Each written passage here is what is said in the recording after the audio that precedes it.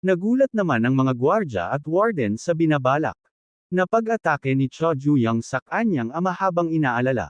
Nito ang sinabi nito sa kanya kanina, sabi niya sa kanyang sarili, tumigil ka na sa pagsesalita ng walang kabuluhan. Ngayon ang araw na mamatay ka. Habang malapit niya nang maatake ang kanyang ama ay may sumulpot na isang lalaki. Habang hawak-hawak nito ang ulo niya, sabi nito, patawarin mo ako sa pakikialam, at tinawag nito si Cho Juyang na young master at hinampas nito ang ulo ni Cho Juyang sa sahig. Nagulat naman ang mga gwardya sa kanilang nasasaksihan. Sabi pa ng lalaki, ginagawa ko lang ang trabaho ko na maglingkod sa aking amo. Sinubukan naman ni Cho Juyang na umalis sa pagkakahawak sa kanya ng lalaki. Sabi naman ng lalaki sa kanyang isip, ano ba ang inaakala mo? Hindi ako malakas, ako ay commander ng The Heavenly Dragon. Hindi mo man lang kayang tumayo gamit ang iyong dalawag paa. Sabi naman ni Chagang Rayong kay Cho Juyang, kawawa ka naman anak ko, buksan mo ang iyong mga mata at masdan mo ang paligid. Hindi mo pa ba naiintindihan na kahit kailan ay hindi mo ako maaabot, at dito nga ay makikita natin ang mga tauhan ni Chagang Rayong. Ang pagmamadali ay pwede mong ikapahamak. Ang tanging paraan lang para mapatay mo ako ay ang pagkuha ng kontrol sa juvenile prison. Habang si Cho Juyang naman ay nahihirapan, sabi ng kanyang ama, hihintahin kita na magkita ulit tayo aking anak, at umalis na sila. Nang makaalis na sila, si Cho Juyang naman ay galit na galit at napunta tayo sa woodworking room habang si Magayem ay gumagawa naman ng upuan. Sabi naman ng lalaki kay Magayem, huwag mong madaliin ang iyong mga ginagawa. Singot naman ito ni Magayem na naiintindihan ko. Sabi naman ng isang preso, ang kasanayan ni Magayem sa paggamit ng martilyo ay napakagaling. Sabi naman ng isa, binasag niya ba ang ulo ng mga bully gamit ang kasanayang yan? Kahit paano mo siya tignan, parang hindi naman siya mamamatay tao. Sabi ng isa, mukhang isang talunan lang talaga siya, at tumawa ito. May dumating naman na isang lalaki at sabi nito, dala ko na ang toolbox. Sabi ng lalaki, ilagay mo na lang yan sa mesa. Hanbang buhat ng lalaki ang toolbox ay nagulat naman si Magayem dahil nahulog ng lalaki ang toolbox. Sabi naman ng lalaki, bakit mo naman nahulog ang napakagandang toolbox? Sabi naman ng lalaki, pasensya na, biglang nawalan ng lakas ang aking mga kamay. Habang tinitignan ni Magayem ang pako ay tila ba may naalala ito, at ang lalaki naman na nakahulog ng toolbox. Sabi nito, amazing, ikaw ba talaga yan Magayem? Matagal na diba noong nakagraduate tayo sa middle school? At ang pangalan ng lalaki ay Yoon Gunmin, dahilan ng pagkakakulong, robbery at arson. Nakita kita sa balita, kung gayon nagkita uli tayo dito. Nakikilala mo pa ba ako? Tanong nito kay Magayem. Oo naman, ikaw si Yoon Gunmin, sagot ni Magayem sa tanong ni Yoon Gunmin. Oo, ako ngayon, meron akong nais palaging itanong sa'yo. Sa balita may pinatay ka na 7 tao. Ginawa mo ba talaga yun? Hindi, parent talaga ako makapaniwala.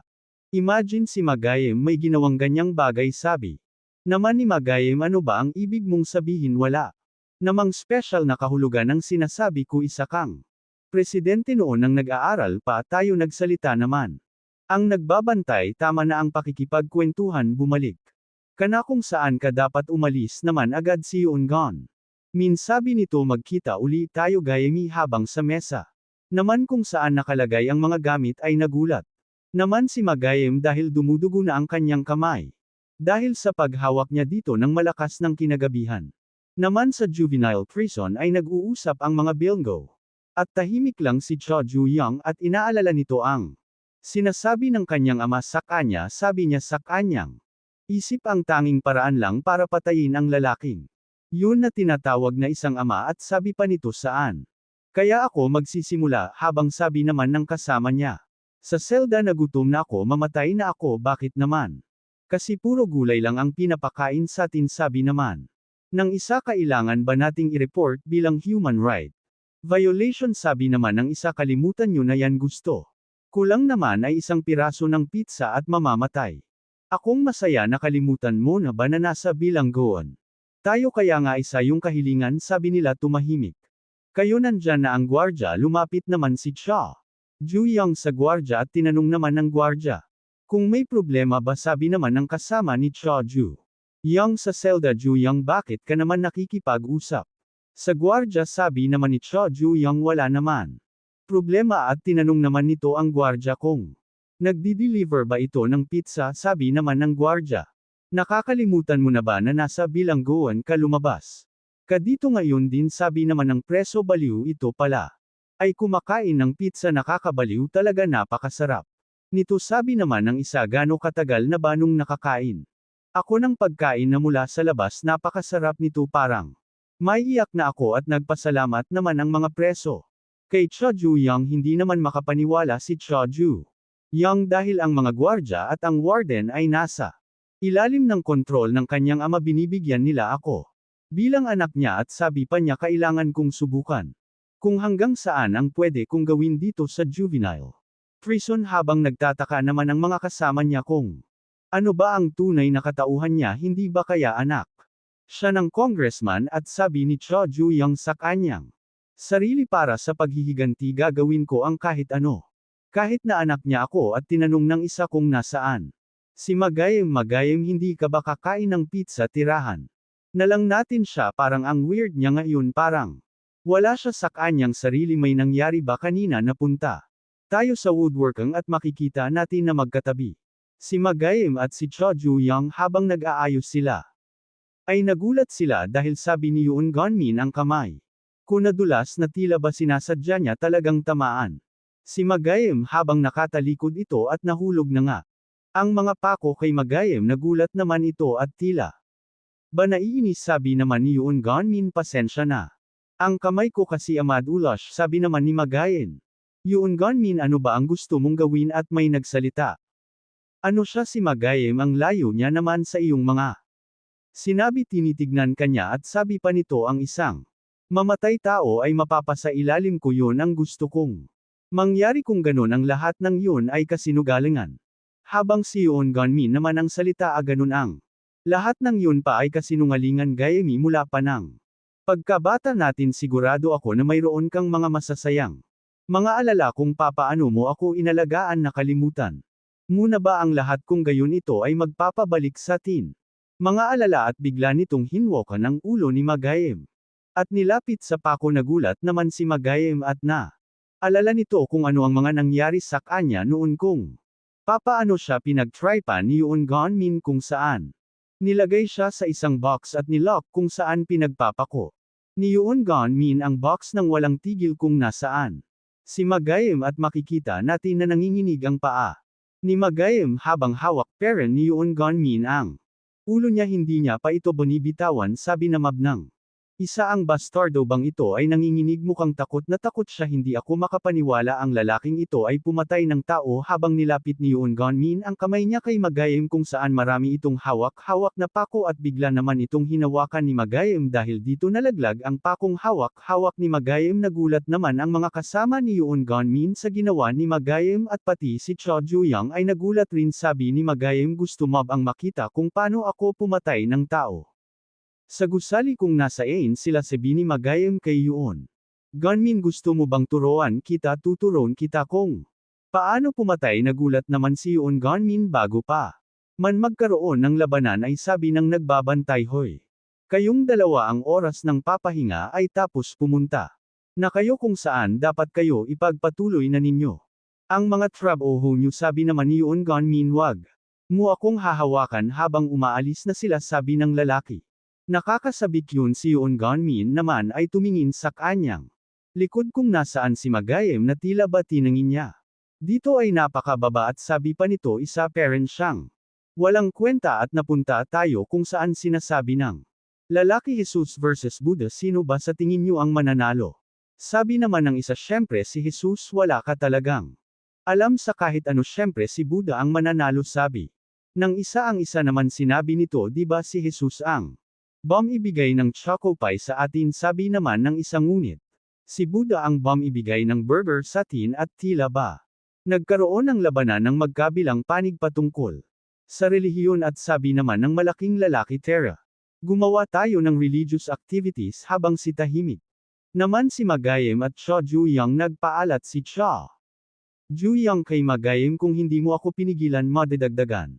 Panang ilang taon ang pagkakakulong ko rito sabi naman. Ni Magayem ng oras na yun tinanong mo ako bakit kita pinigilan bakit mo yon na tanong sagot naman ni Cha. Juyang may rason ako kung bakit gusto kong makalaya. Rito ang taong pumatay sa kaibigan ko haharapin ko. Siya ang aking ama tanong naman ni Magayem sabi mo. Ang iyong ama ay nasa malubhang sitwasyon sabi naman. Siya Juyang yun ay mahabang kwento at salamat sa iyo. Mas madali akong makakalabas rito maraming salamat. Si Magayem naman ay nakikinig lang at bigla itong nagsalita paano mo naman yan nasasabi sa harapan ng taong makukulong dito ng 20 taon nagulat.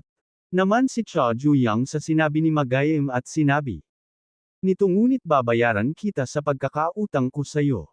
Tahimik lang naman sa lugar kung nasaan sila sabi ni Magayem naiintindihan ko na at sa bilangguan ay at.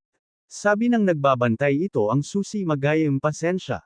Na may kailangan kasi akong gawing importanteng bagay sa bahay at linisan mo na rin pala ang lugar na ito Magayem sabi naman sige po sir habang naiwan naman si Magayem mag-isa ay may nakita itong paru-paro at naalala niya si Yoon Gunmin na tila ba may koneksyon kay Yoon Gunmin ang paru-paro at napunta tayo kung saan may nagsalita nakikita mo bata ang lahat ng ito ay maganda ang nagsalita pala ay si Yoon Gunmin ng 11 taon pa lang ito sabi naman ni Magayem ayaw ko ng mga insekto. Moth at butterfly din sabi naman ni Yoon Gunmin ma. Gayem gusto mo pa bang makakita ng iba nito habang inaalala ito Magayem sabi niya si Yoon Gunmin ang kanyang unang kaibigan habang sa paaralan naman ay pinag-uusap si Yoon Gunmin ng kanyang mga kaklase. Dahil kakaiba daw siya dahil kumukolekta siya ng mga insekto sabi ng isa nakakadiri naman siya ang isang estudyante naman ay lumapit kay Yoon Gunmin hoy kumukolekta. Kabanyan para kainin mo mamaya itinanggi naman ito. Ni Yoon Gunmin at magpapaliwanag pa sana kasunag. Salita pa ang lalaki tama gagawin mo silang protein. Supplement di ba tama ako tinanong pa ng isa kinakain. Mo ba yan may dumating naman na isang tao at si Magayem. Ito at pinapatigil niya na ang mga kaklase niya sa mga gawang panggugulo kay Yoon Gunmin nang makita.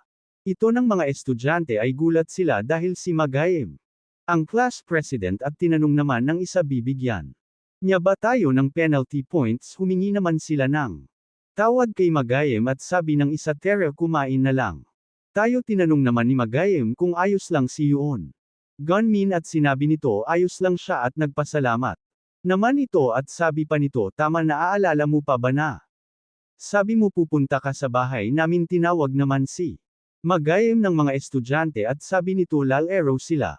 Sabi ng isa makipaglaro tayo ng soccer sa class 4 pagkatapos ng klase ngayong araw sabi naman ni Magayem ano ngayong araw may appointment pa ako sabi naman ng isa ano hindi ka makakasali kaya napapayag na lang si Magayem at si Yoon Gunmin ay tila ba nalungkot dahil hindi makakapunta si Magayem sa kanilang bahay habang naaalala ito ni Magayem ay sabi nito hindi ko alam pero parang hindi na kami nagiging malapit sa isa't isa at nang susunod na taon ay magkaiba kami ng classroom mga ilang beses. Na lang kami nagkakaroon para magkita at habang naglalakad. Si Magayem ay may nariring ito na nag-uusap tungkol kay Yoon Gunmin kung saan ay naging target ito ng pangbubuli at nakita ko siya na sinasaktan narinig ko na dinala ito sa warehouse nang marinig naman ito. Ni Magayem ay agad itong tumakbo papunta sa warehouse at makikita na hingal ito at binuksan niya ang pintuan ng warehouse at sabi nito Gunmin. At nang marinig naman ito ng mga bully ano ang talunang. Yun at may nagsalita naman bigla kung gayon nandito. Kana at sabi pa ni Yoon Gunmin nasa likod mo ako na. Gulat naman si Magayem at bigla siyang tinulak ni Yoon Gunmin nagtataka naman si Magayem kung ano ang ginagawa ni Yoon Gunmin sa kanya at nang may pasok. Nang si Magayem sa box ay nilock naman ito ni Yoon Gunmin sabi naman ng bully ang pagkolekta ng insekto. Ay matagumpay sinasabi ko na sa inyo na tanga siya at tila ba na planado ang lahat na kanilang ginawa at nahulog lang si Magayem sa kanilang patibong at nagsalita. Ang bully kung gusto mong sumali sa aming grupo ay kailangan mong ibigay ang pinakamahalagang insekto mo at ginawa mo naman ito nagsalita naman si Magayem sa loob ng Box Gunmin palabasin mo ako rito, ano ba ang problema? Niyo sabi naman ni Yoon Gunmin, sandali lang, di ba kapag may nahuling isang insekto ay kailangan itong balatan. Bumalik naman tayo kung saan may nagsalita parehas lang ito ng insekto, ngunit ang butterfly ay ang gusto ng mga tao at ang moth ay kadiri tulad ko noon dati. Ang lahat ng ito ay dahil sa'yo, nagtataka naman si Ma Gaim at tanong ni Gunmin, ano ang pinagsasabi mo? Na dahil sakin, sabi naman ni Yoon Gunmin, hindi ka na maglaro na parang tanga, akala moda na hindi ko mahahalata. Na nagpapanggap ka lang bilang kaibigan at lumalayo ka na sakin, hanbang tinatraidor ako, habang si Ma Gaim naman ay nagtataka sa pangsasabi ng kanyang itinuturing kaibigan at sabi pa nito, alam ko na sa isip mo na isa akong nakakadiring insekto at ikaw naman ang paro-parong gusto ng lahat ng ma-realize ko, ito ay araw-araw ay palagi na lang nagiging mahirap sakin, at alam mo ba ikaw ang dahilan kung bakit ako ganito ngayon? Ako lang ang nadudurog sa bawat pagkakataon nang marinig ko ang balita na pumatay ng 7 tao, ay para bang nawala ako sa aking sarili. Ang tawag ba dun karma? At si Ma Gaim naman ay galit na at nang salita, ikaw ano ang ibig mong sabihin na dahil sakin? At lumapit ito kay Yoon Gunmin, sabi naman nito, wala naman yun halaga ngayon dahil ang buhay mo ay sira na at ngayon ay madudurog ka na. Na parang abo, at hinuwak si Ma Gaim ng mga kasama ni Yoon Gunmin. Nagsalita ang isang lalaking nakahawak kay Ma Gaim ng oras na binili mo ang day off ni Mr. Misu ay hindi ka lang isang ordinaryong tao, interesante kang tao, Yoon Gunmin, sabi naman nito, hindi pa ito tapos. Pagkatapos natin makolekta ang insekto ay dapat natin itong balatan. Makikita natin ang kaparehas na box kung saan pinasok dati si Ma Gaim. Dahil dito ay nagulat siya at nasabing, sandali lang, sabi naman ni Yoon Gunmin, dahil sayo ang lahat ng ito, at pinasok naman nito si Ma Gaim sa box at nakakadina na ito. Habang sinisisi niya parents si Ma Gaim at tinanong naman ni Ma Gaim kung niya ito ginagawa sa kanya, at sabi naman ni Yoon Gunmin, ito ang regalo ko sa iyo. At may mga insekto naman na gumagapang sa paa ni Ma Gaim.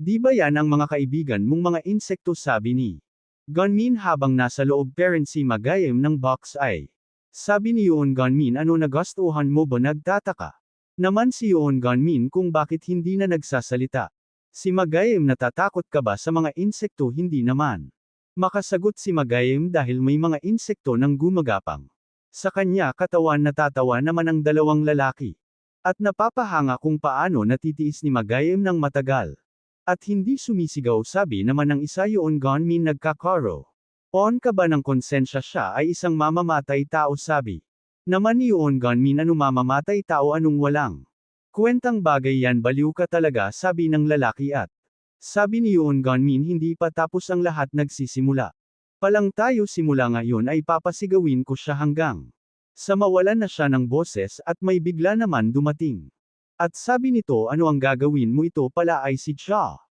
Ju-young, sabi ng isa, tinakot mo ako, paano ka napunta dito? Sabi ng may mahabang buhok. Tinanong ni Cha Ju-young kung paano nila papasigawin si Ma Gaim, at bigla niyang hinawakan ng mahigpit sa balikat ang isang kasamahan nila. Napasigaw naman ito ng malakas at tinanong ni Cha Ju-young kung ganun ang gagawin nila para mapasigaw si Ma Gaim, at bigla naman sumugod ang may mahabang buhok at tinong nito kung ano ang ginagawa ni Cha Ju-young. Subalit bago pa man siya makaatake ay may paparating na atake sa kanya, at makikita natin na sinipan ni Ma Gaim ang lalaki sa mukha at tumalsik ito sa box kung nasaan si Ma Gaim, at tinanong niya kung kanyan ba nila papasigawin si Ma Gaim. Nagulat naman ang dalawa sa kanilang nasaksihan at tinawag nito si Ma Gaim na babayaran niya ang utang niya sa pamamagitan ng pagbugbog kila Yoon Gunmin.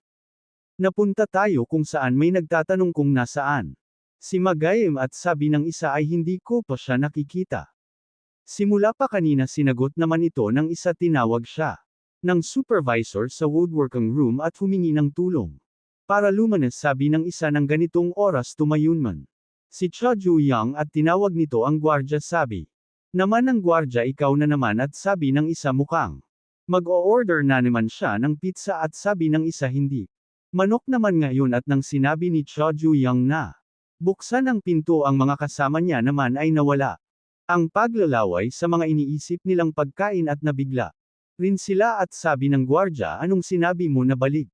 Naman tayo kung saan sinasabi ni Cho Ju-young kay Ma. Gayem na babayaran niya ang utang niya sa kanya sa pamamagitan nito. Habang nakatayo naman si Cho Ju-young ay nagsalita ang lalaki na kasama ni Yoon Gun-min at tinanong nito si Cho Ju-young kung siya nga ba yun talaga ang gumagawa. Nang gulo nagsalita naman si Yoon Gun-min at sabi nito habang nakatingin kay Cho Ju-young nang nandito ako kanina kasama si Magayem ngayon naiintindihan ko na kayong dalawa ay malapit sa isa't isa. Maganda yan Magayem. Nang magkaroon ng mabuting kaibigan at maaasahan sana. Meron din akong ganyan na kaibigan, sabi ng kasama ni Yoon Gun-min. Ang mga pinagsasabi mo ay nakakairita. Sabi naman nito kay Cho Ju-young, tapat ka gusto ko. Ang tulad mo gusto mo ang makipagkaibigan sakin, sinasabi niya ito habang naghahanda ng pag-atake kay Cho Ju-young at may makikita tayong paa at nagulat naman ang lalaki dahil si Cho Ju-young ay inatake ang lalaki sa pamamagitan ng paghampas nito sa sahig ng buong puwersa kung saan nawala ng malay ang lalaki at nagsalita. Ito ikaw at ako ay magiging magkaibigan ay magpapakamatay. Nalinag ako at tinawag nito si Yoon Gun-min na Blondie. Habang sa mukha naman ni Yoon Gun-min ay makikita natin na kinakabahan ito at natatakot at tinanong ni Cho Ju-young kung bakit niya ito ginagawa. Ito ay kalabisan na ito at sabi ni Yoon Gun-min, ano kalabisan ba ni biro mo ba ako? Habang sinisisi parent nito si Magayem na dahil daw sa kanya ay mayroon siyang mga pinagdaanan na mahihirap sa kanyang buhay at sabi pa nito, alam mo ba na dahil sa pagpapanggap niyang kaibigan ko at tinatraidor ako habang nakatalikod ako ay hindi ko matanggap na para bang ahas na pwede akong tuklawin at patawin mang oras. At sabi nito kay Cho Ju-young kung kaya dapat mag-ingat Karen sa kanya kapag kasama mo si Magayem.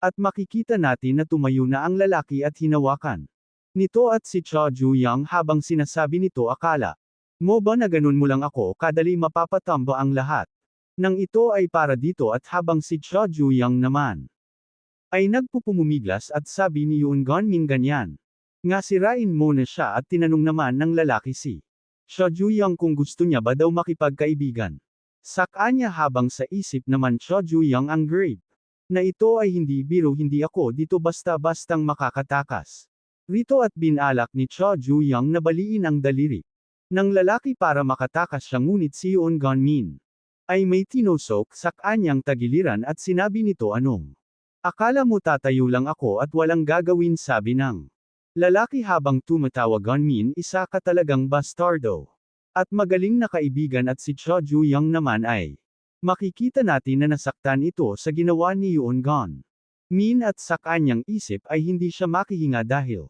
sa lalaki at bigla naman may nagsalita na pakawalan nito si Cho Ju-young at makikita natin na si Magayem ito at habang may hawak-hawak itong kadina na nasa leeg ng lalaki habang si Yoon Gun-min naman ay nagtataka kung kailan pa nakalabas si Magayem at paano nito nasira ang lock at naisip nito ang pag-atake ni Cho Ju-young kanina. Habang iniisip niya ito ay hindi naman pinalampas ni Cho Ju-young ang pagkakataon na atakehin si Yoon Gun-min habang naghahabol pero nang hininga si Cho Ju-young ay sinabi nito na muntikan na siya kanina. Makikita natin ang kadina na gamit ni Magayem at may nagsalita na masakit at makikita natin ang lalaki na sinasabing napakasakit daw ng ginagawa ni Magayem sa kanya habang si Yoon Gun-min ay sinasabi na maganda yan ipagpatuloy mulang ang pagpuwersa sa kanya at nagsalita si Ma.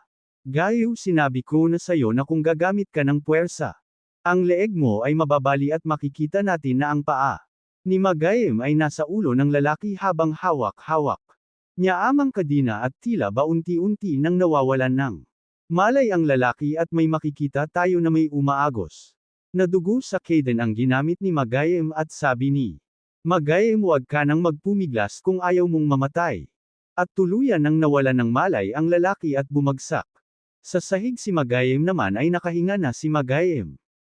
At habang tinatitigan naman ni Cho Ju-young ang nakahandusay na katawan ng lalaki sa sahig ay bigla naman tinignan ni Magayem si Yoon Gun-min at lumapit ito at sabi Paniyoon Gonmin na siya ang biktima rito nangyari. Ito dahil sa'yo patuloy parent nitong sinisisi si Ma. Gayem sa mga nangyari sa kanya at sinabi nito ang lahat. Nang yun ay self-defense lang kahit siya naman ang nagsimula. Nang gula at wala raw siyang ginawang mali mas lumapit naman si Magayem at nabigla naman si Yoon Gonmin. At natamba at lumuhod ito sa harapan ni Magayem at humihingi ng patawad dahil daw nawala siya sa kanyang sarili at alam mo naman na tanga ako at talunan isipin. Muna lang na nagawa ko ito dahil sa katangahan ko salita naman si Magayem hindi nagulat naman si Yoon Gonmin at sinabi nito na hindi ko inisip na ikaw Yoon Gonmin ay makasarili at sinira mo ang buhay ko patay na ako ng 7 tao kaya alam ko na kung ano ang dapat kong gawin sa'yo ngunit hindi naman kita kinamumunghian. Nang ganoon dahil tayo ay magkaibigan at nang marinig ito ni Yoon Gonmin kaibigan ikaw talaga ay isang tanga at may bigla naman nagsalita alam mo na masakit. Yun at sinipa niya si Yoon Gonmin at tumilapon siya. At habang nakahandusay ito ay makikita natin si Cha Ju-young na sinasabi na yan do ang kapalit ng pagsaksak niya sa kanya habang nakahawak siya sa kanyang tagiliran. Tinawag naman ni Magayem at napunta naman tayo kung saan nagsalita si Cha Ju-young tanga ka ba at tinanong naman ni Magayem kung ano ang ibig niyang sabihin. At sabi ni Cha Ju-young ang isang mamamatay tao na pumatay ng 7 tayo ay takot sa mga mahihinang tulad nila. Tinanggi naman ni Magayem na takot siya at sabi ni Cha Ju-young alam ko nagulat naman si Magayem at sabi pa ni Cha Ju-young hindi ko alam kung ano ang nangyari sa inyong dalawa kung bakit kayo nagkaganito. Ngunit hindi ko naman tinuturing kalaban ang lalaking yun. Naging seryoso naman si Magayem at si Cha Ju-young naman ay hawak-hawak parent nito ang kanyang tagiliran. Dahil sumasakit parent ito at nagpasalamat si Magayem sa kanya sa pagtulong nito at sabi naman ni Cha Ju-young ay wag mo na yung isipin pa at napuntayo kung saan may nagsalita at nagulat naman si Magayem kung kailan pa dumating ang lalaki at nagsalita ito bakit umalis nang walang pahintulot. Alam mo ba kung gaano ako natakot na may ipis doon at inatake nito si Yoon Gonmin na walang malay at habang walang tigil nitong pinagsusuntok ito at sabi nito alam mo ba na takot ako dahil walang pwedeng hamili sa ipis akala ko mamamatay na ako sa takot at makikita natin na may nagsitilsikan na mga dugo at gulat naman si Cha Ju-young at Magayem sa mga nasasaksihan nila nang matapos na ang lalaki ay tila banandiri ito dahil sa dugo na tumalsik sa kanyang mukha at sabi pa nito na napakadumi niya na at baka may mga bakterya ito at nagulat naman si Cha Ju-young dahil bigla na lang hinawakan ng lalaki ang damit niya at pinunas nito ang kanyang mukha para maalis ang dugo at tinanong nito kung malinis ba ang damit ni Cha Ju-young.